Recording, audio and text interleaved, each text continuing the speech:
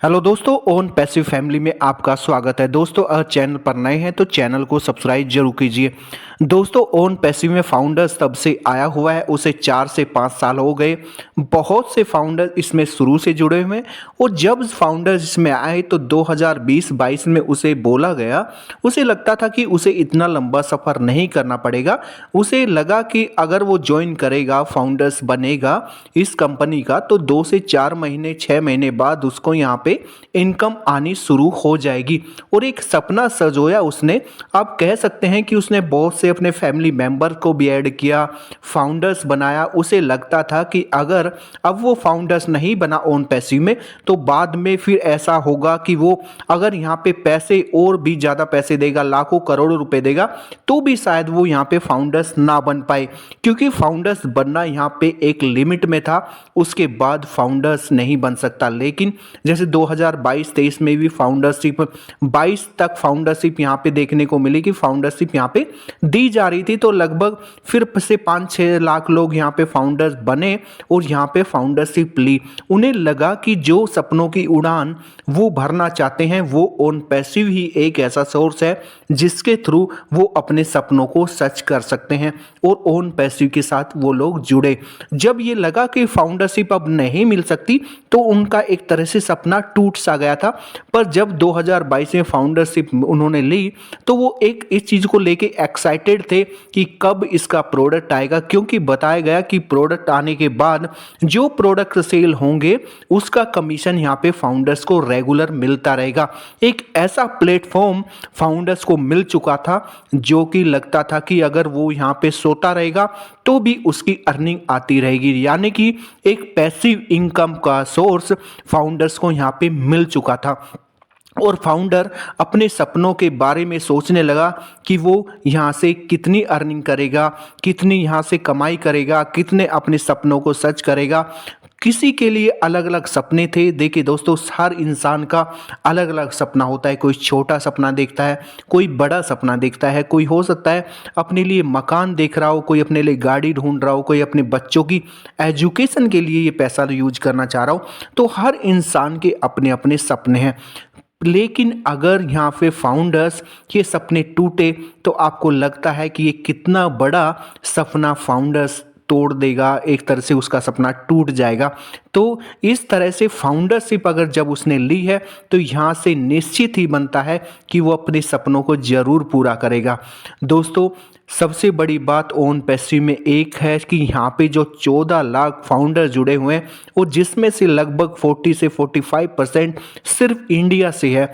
तो आप सोच सकते हैं कि एक कितनी बड़ी कम्युनिटी ओन पैसिव के साथ जुड़ी हुई है, जो कि अगर ओन पैसिव के सिर्फ फाउंडर्स ये अपने मन में सोच ले कि ओन पैसिव को चेंज करना है, ओन पैसिव को बदलना है, ओन पैसिव को ऐसा बनाना है कि वो दुनिया पर राज करे, दुनिया में छा जाए।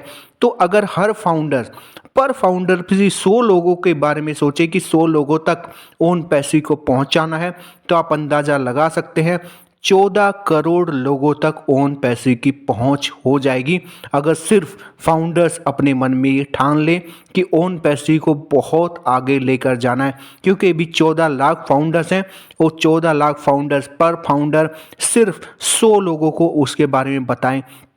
आप ये देखेंगे कि एक तरह से मल्टीपल होता जाएगा ये नंबर, और इतने लोगों तक ये ओन पैसिव पहुंच जाएगा कि वायरल होने में इसको देर नहीं लगेगी। तो फाउंडर्स का भी बहुत बड़ा योगदान अपने आप में एक ओन पैसिव में रहने वाला है।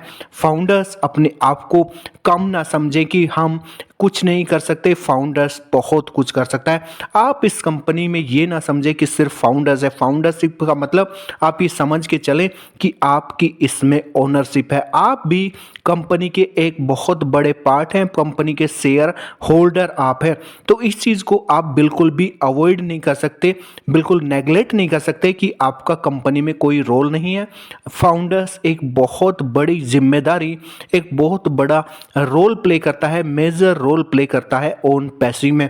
तो ओन पैसिव में यही चीज़ें हैं जो कि एक दिन ओन पैसिव को वायरल करेगी, और वायरल करने में एक अहम योगदान फाउंडर्स का भी होगा, क्योंकि इतनी बड़ी कम्युनिटी शायद किसी कंपनी के पास नहीं होगी जितनी कि ओन पैसिव के पास है।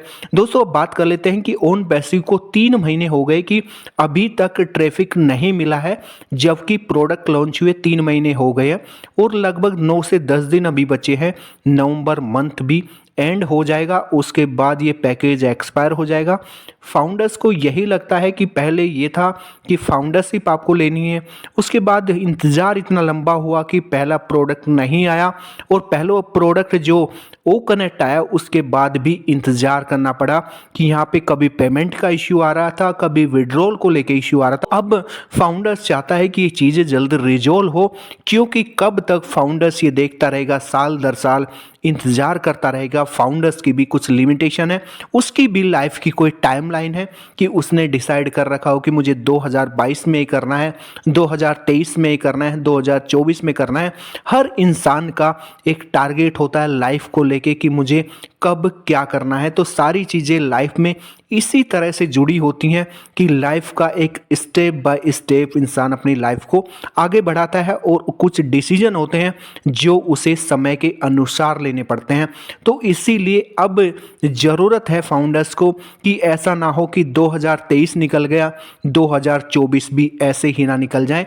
तो ज़रूरी ये है कि अब मिस्टर एस को सोचना चाहिए फाउंडर्स के बारे में कि अब बहुत लंबा इंतज़ार फाउंडर शायद यहाँ पे कर चुका है, और अगर फाउंडर्स और ज़्यादा इंतज़ार यहाँ पे करेगा तो किसी चीज़ का मिलना ना मिलना एक तरह से बराबर है होगा, क्योंकि जब समय पे कोई चीज़ नहीं मिलती तो शायद उसकी वैल्यू नहीं के बराबर हो जाती है। तो समय के अनुसार चीज़ों का मिलना और समय के अनुसार किसी इंसान की हेल्प होना, अगर ज़रूरत हो तब इंसान की, अब अगर आप हेल्प कर रहे हैं तो वो हेल्प मानी जाती है। जब उसको ज़रूरत ही नहीं है उस टाइम पे आप उसकी हेल्प करते हो तो शायद उस चीज़ का, उस हेल्प का कोई मतलब नहीं रह जाता।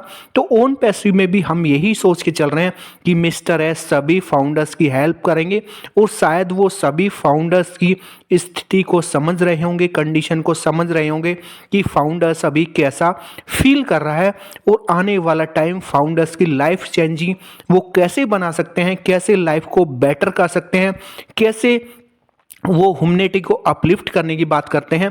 तो सबसे पहले यहाँ पे फाउंडर्स को अपलिफ्ट करना होगा, फाउंडर्स के सपनों को अपलिफ्ट करना होगा।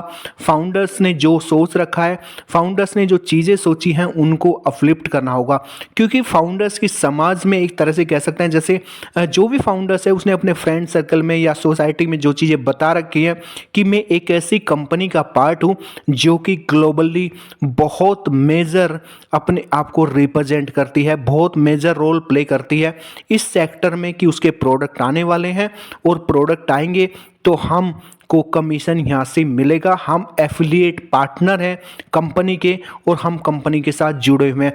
तो वो चीज़ें कॉन्फिडेंस देती थी फाउंडर्स को, लेकिन धीरे धीरे वो कॉन्फिडेंस कहीं ना कहीं लूज हो रहा है, क्योंकि जिसको फाउंडर्स ने बताया था ये कंपनी के बारे में, और बताया ये सब चीज़ें कि हमारे सपने कंपनी पूरी करेगी, तो अब वो सपने जब पूरे नहीं होंगे तो फाउंडर्स उनके सामने कैसे अपने आप को रिप्रेजेंट करेगा, कैसे कंपनी को रिप्रेजेंट करेगा, कैसे चीज़ों को समझाएगा कि मेरी कंपनी जिसका मैं फाउंडर्स हूँ वो अभी क्या कर रही है। तो ज़रूरत है अभी कंपनी को, ज़रूरत है मिस्टर एस को अभी उन चीज़ों को, अभी एक तरह से सब चीज़ों को एक तरह से सिस्टम में लाने की, जिससे फाउंडर्स यहाँ पे अपने आप को कह सके कि हाँ मैं प्राउड फील करता हूँ कि मैं ओन पैसिव का पार्ट हूँ, और ओन पैसिव मेरी कंपनी है, मैं ओन पैसिव का फाउंडर्स हूँ।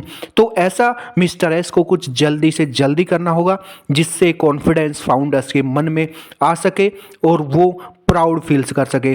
दोस्तों वीडियो कैसी लगी कमेंट करके बताइए, वीडियो अच्छी लगी हो तो लाइक कीजिए, शेयर कीजिए। फिर मिलेंगे एक नई वीडियो और एक नई अपडेट के साथ, तब तक के लिए धन्यवाद।